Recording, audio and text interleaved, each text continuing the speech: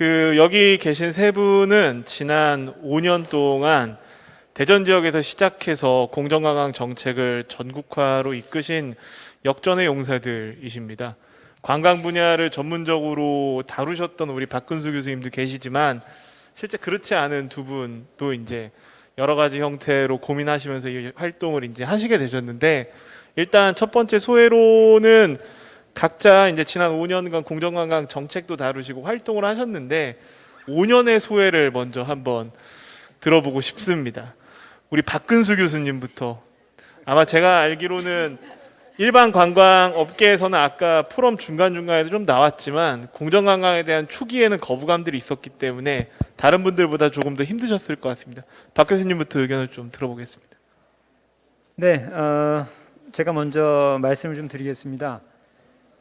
사실 박정현 구청장님하고 여기 뭐 옆에 계신 권선필 교수님, 우리 고도한 대표 다 대전에서 처음에 2017년에 공정관광 육성 지원 조례를 만들 때 다들 뭐 합심해서 만들었던 이 역전의 용사들이라고 할 수가 있는데요.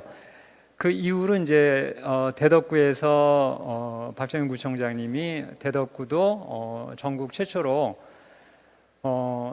기초지자체 단위로는 처음으로 공정관광 육성 지원 조례를 만드셨고요. 한 3년 동안 아주 숨가쁘게 여러 가지 그 공정관광 관련한 여러 가지 사업들을 단계별로 체계적으로 이렇게 했던 것 같습니다. 그래서 그동안에 제가 그 대덕구에서 공정관광 사업들을 어떤 것들을 해왔는지 이 포럼을 준비를 하면서 한번 이렇게 생각을 해봤어요. 2018년에 이제 조례를 만들고 그 다음에 2019년에 대전 최초로 대덕 이로움이라는 지역 화폐를 또 만드셨어요. 그리고 그걸 이제 출범을 시키면서 그 발행액이 뭐 폭발적으로 늘어나서 이게 이제 2020년 작년하고 올해 지금 국가에서도 이제 인정을 받아서 국가 대표 브랜드 대상을 2년 연속으로 수상을 했었고요.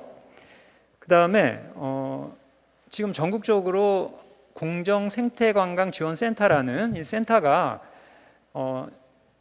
없는 상태에서 대덕구에서 전국 최초로 또 이걸 개소를 했고요. 제가 또 영광스럽게도 2019년에 그 센터장으로 또 위촉을 받았습니다. 그리고 데코맥주 페스티벌, 아까 구청장님께서도 소개를 해주셨는데 이게 이제 의미가 있는 것이 공정관광이 지역 경제에 어떻게 도움을 줄 수가 있느냐 하는 이제 그런 측면에서 봤을 때 대덕 이룸이라는 지역 화폐와 이 축제를 같이 연계해서 경제 융합형 모델로 이것을 했다는 게 상당히 의미가 있고, 더 중요한 것은 중리동, 신탄진동, 그 다음에 또 한 군데가 어디였나요? 중리동, 신탄진, 비례동이죠. 이 지역 상인들이 다시 한번 이 축제를 좀 개최를 해달라, 이 열화 같은 그 요청이 있었습니다. 이걸 봤을 때는 대성공이 아닌가 그런 생각이 들고요. 또 대전 최초로 관광두레 사업 이것도 시작을 했고요. 또 대전 최초로 한국관광공사 야간관광 백선, 이것이 이제 개족산 야행산행 이 프로그램으로 이렇게 진행이 됐습니다. 그리고 작년에 공정생태관광 상생 네트워크 사업 이것도 시작을 했고요. 올해 대덕구 문화관광재단 이것도 이제 설립을 했고, 그리고 공정생태관광 뉴딜 일자리 창출 연구 이 용역도 완료가 됐는데 이게 상당히 의미가 있고 이것도 이제 대전 최초죠. 근데 99일 동안에 65회의 컨설팅 활동을 하면서 11명의 신규 청년 인력을 채용을 한 그런 성과를 냈고, 그리고 12개의 관광 비즈니스 모델 개발을 하고요.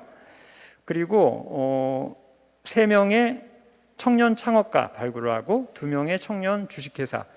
그러니까 이게 사실은 이제 100일이 안 되는 기간 동안에 일자리 창출이라는 측면에서 많은 성과를 낸 것이 상당히 의미가 있다 하는 이제 그런 생각입니다. 그리고 이제 올해 대덕구 혁신 노드 사업 이것도 진행이 되고 있고요. 전국 단위 협의체 이것도 전국 최초인 것 같아요. 공정관광 지방정부협의회 이거를 이제 구성해서 지금 준비를 하고 있는 상태고, 오늘 2021 공정관광 포럼 이걸 국제 포럼으로 대덕구에서 기초지자체에서 이거 한다는 것도 상당히 의미가 있는 것 같습니다. 그래서 이제 저는 사실 대전과 대덕의 공정관광의 그 성장해 오는 이 과정을 옆에서 쭉 지켜보면서 너무나 행복한 그런 이 관광 전문가로서 그런 체험을 하고 있다고 지금 생각을 하고 있고요.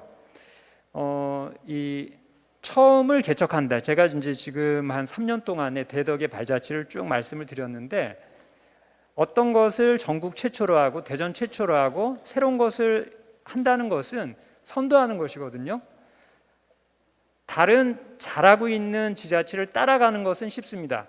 그러니까 대덕이 왜 공정관광의 메카가 돼야 되느냐, 왜 대덕에서 이걸 해야 되느냐, 이거 하면 성공을 할 수 있을까, 이렇게 이제 갑론을박을 많이 하는 와중에도 누군가는 한 발걸음을 띄어서 대덕이 할 수 있어. 그리고 이제 그것을 성공시키는 그런 사람도 있는 거죠. 그런 주체가 있는 건데 이것이 선도자의 역할인 것 같아요. 따라가는 것은 쉽습니다만 새롭게 뭔가를 한다는 것, 이것이 이제 문화를 선도한다는 얘기인데요. 이게 이제 보기에는 쉬운데 실제로 이제 하기 전에는 많은 갈등과 논란과 이런 것들이 있습니다. 이것을 과감하게 할 수 있는 것은 어떤 시대를 앞서가는 통찰력, 해안, 또 결단력이 있어야 된다고 생각이 되는데요. 박정희 구청장님이 정말 이런 해안이 있으시고 결단력이 있으시지 않았나 그런 생각이 듭니다. 지금 3년 동안 숨가쁘게 대덕구에서 이 공정관광 관련한 사업들을 코로나임에도 불구하고 이렇게 이제 진행을 해왔었고요. 그리고 앞으로도 이 대덕이 공정관광 관련해서 어떻게 변화를 할 것인가 관심 있게 좀 봐주시면은 좋을 것 같습니다. 내일 모레 지금 문화체육관광부에서 관광진흥법 제48조 3항 지속 가능한 관광 활성화 이 조항이 이제 내일 모레 목요일 날 시행이 되게 됩니다. 이것과 더불어서 우리 대덕이 공정관광, 생태관광의 메카가 되기를 기원하는 마음입니다. 예, 감사합니다. 박 교수님 소회를 말씀해 달라고 하셨는데 대덕구 자랑을 10분 하셨네요. 고맙습니다. 예, 예를 들면 박정영 부총장이랑 같은 박씨니까 집안 사람이라든가 뭐 이런 건 아닌 거죠. 예, 알겠습니다. 제가 2009년에 창업을 하고 권선필 교수님 모시고 공정화 관련된 일을 정말 많이 했는데요. 오늘 이제 모셨었던 국제 포럼 연사들이 계신 지역도 제가 함께 다 찾아가 뵀었었고, 사실은 대전에서 초기에 이제 공정관광 자체를 구현하기보다는 이제 국내외에서 이런 사례들을 찾고 학습하고 구조를 짜는 일들을 선구적으로 하신 분이 우리 권 교수님이시라서 아마 오늘 자리가 남다르실 것 같은데 그간의 소회를 간단하게 말씀해 주시면 감사하겠습니다.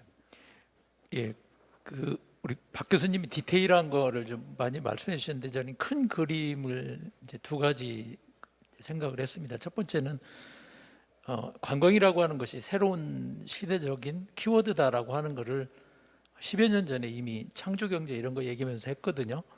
그러니까 그동안에는 우리가 물건을 생산하는 이 산업주의라면 이제는 서비스가 중심이 되는 새로운 시대인데, 그 서비스의 핵심 중에 이 관광이라는 것이 개념적으로 필요하다라고 하는 것을 그때 이제 생각을 했었는데,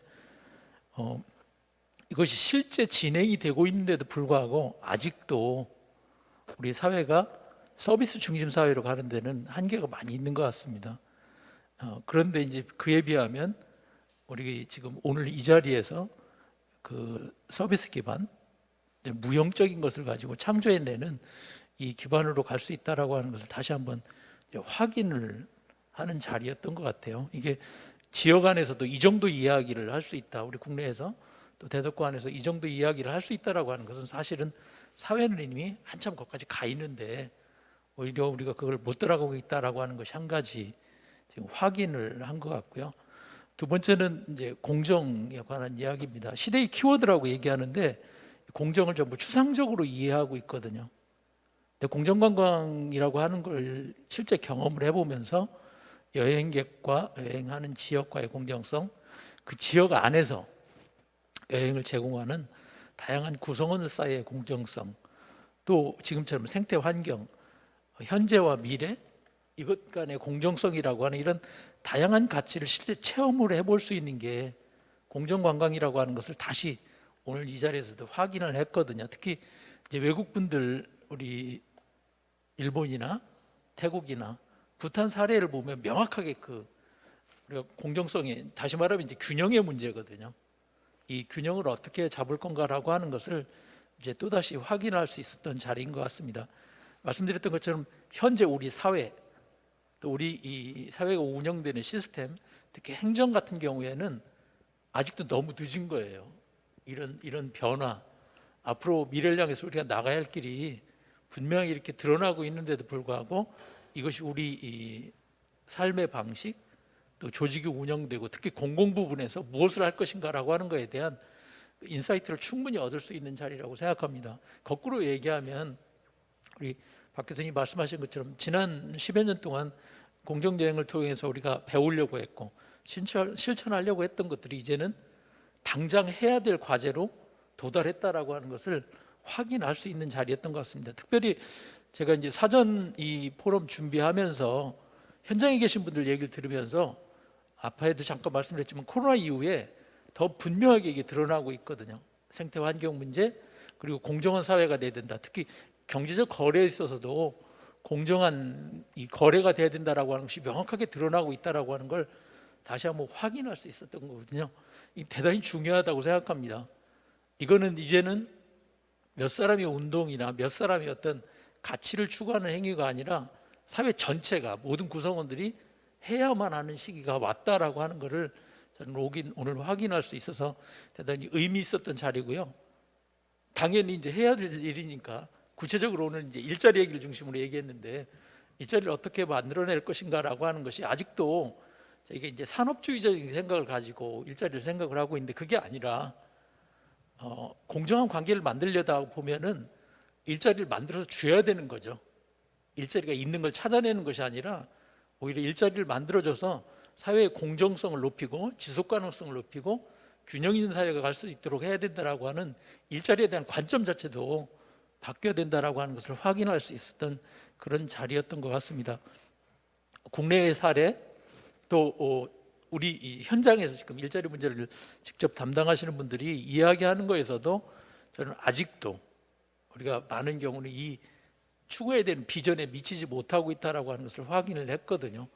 할 일이 많이 있는 것 같습니다. 오히려 그런 현재 상황에 대해서 또 앞으로 가야 될 방향이 분명하게 드러나고 있다라고 하는 것을 확인을 했고요. 거꾸로 얘기하면 그동안 우리가 해온 것 자체가 이렇게 갈 수 있는 어떤 바탕을 만들어 온 것이 아닌가라고 하는 것도 다시 한번 확인해 봤던 자리인 것 같습니다. 많은 참여자들뿐만 아니라 저희들도 일종의 그런 방향 감각, 우리가 옳은 방향으로 가고 있다라고 하는 방향 감각을 확인하고 일정 부분에 또한 책임을 느낄 수 있는 그런 자리였던 것 같습니다. 전반적으로 이제 제가 느낀 건 이제 그런 큰 이야기로 말씀드릴 수 있었던 것 같습니다. 예, 감사합니다. 제가 이제 박정현 우리 구청장님 처음 찾아뵀을 때가 기억이 나는데 제가 이제 수많은 정치인들한테 공정관광 조례를 속된 말로 뺀지 먹고 이제 마지막으로 찾아가서 이제 길게 설명을 하고 그 다음 날 한 번 돌아갔었는데 기억하실지 모르겠는데 제가 자료를 엄청 많이 드리고 갔었습니다. 근데 그걸 다 보시고 이해하신 다음에 반문하는 최초의 정치인이었었고 속으로는 그런 생각을 했죠.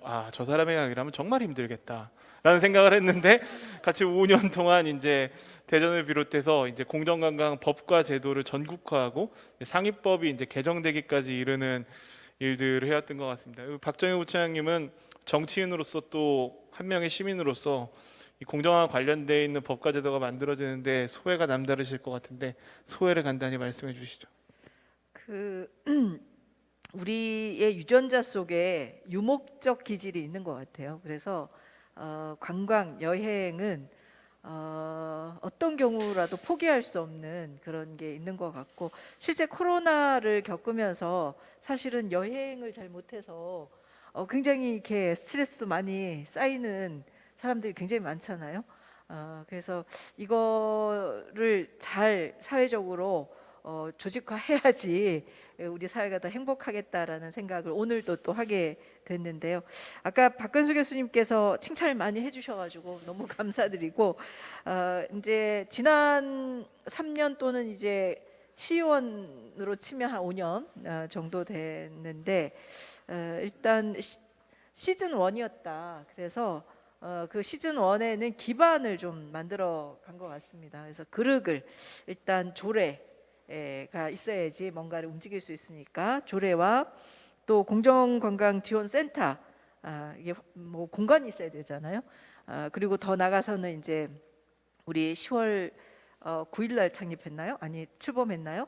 우리 문화관광재단 6일 10월 6일 날 출범한 문화관광재단까지 연결되는 그런 공간을 만들었다라는 생각이 들고, 그 다음에 이제 그릇과 공간이 아무리 있어도 사람 활동할 수 있는 사람이 없으면 안 되는데, 관광둘의 주민사업체, 뭐 그룹 경영체, DMO 이런 것들을 통해서 사람들을 조금씩 모아가고 있고, 그 사람들 사이의 네트워킹도 조금씩 되고 있다. 아직은 뭐 멀었습니다. 지금 아까 그 우리 마케팅 공사의 본부장, 네네 단장님께서 뭔가 아직은 확 꽂히는 모델이 없는 거 아니냐라고 말씀해 주셨는데, 아직은 그런 거죠. 이제 이 시동을 거는 그런 단계에 있는 거고, 그리고 지역과의 연계는 사람도 있지만 사실은 돈이라는 거잖아요. 공정관광이라는 게 지역에 어쨌든 경제적 혜택을 줘야 되니까, 그걸 위해서 저희가 갖고 있는 또 필승 카드가 지역화폐.